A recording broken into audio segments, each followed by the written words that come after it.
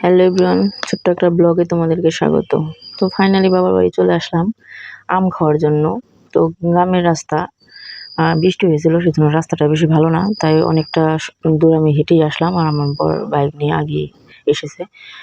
তো এটা হলো আমার বাবার বাড়ির যে রাস্তাটা, সেটাই অনেক বেশি ঢাল, বাড়িতে ওঠার সময় অনেকটা ঢাল, সেই জন্য বাবা বাঁশ দিয়ে এরকম করে দিয়েছে যাতে উঠতে সুবিধা হয় সবারই।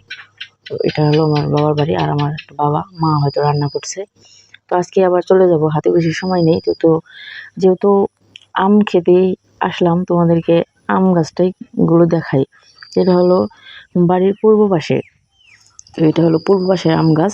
তো সব মিলিয়ে 20 থেকে 25টা আম গাছ হবে আমাদের বাড়িতে। অনেক বড় বাড়ি, চারপাশে শুধু আম গাছই।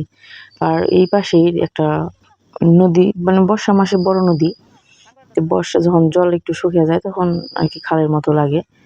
তবু পরিবেশটা অনেক বেশি সুন্দর, দেখতেও খুব ভালো লাগে। অনেকে এখানে স্নান করে, তো আমার ছেলে এসেই মানে স্নান করার জন্য নেমে পড়েছে, বুঝতে পারছো। নদীটা দেখতে খুবই ভালো লাগে। আর এই আম গাছটা হলো বাড়ির দক্ষিণ পাশে।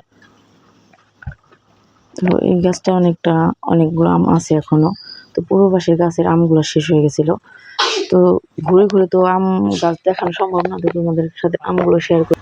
তো এই যে এবার আমগুলো বেশি ভালো না, ভিতরে একটু পোকা হয়েছে, কারণ বাবা ওষুধ দিতে পারেনি, গাছে অসুস্থ ছিল সেজন্য। তো আর এটা হলো বাবার সবজি খেতে আছে, তো সেখান থেকে লাউগুলো তুলে রেখেছে, বাড়িতে বিক্রি করে দেবে বর্ষার সময়। তো আজকের ভিডিওটা এখানে শেষ করছি, ভালো থেকো সবাই, টাটা।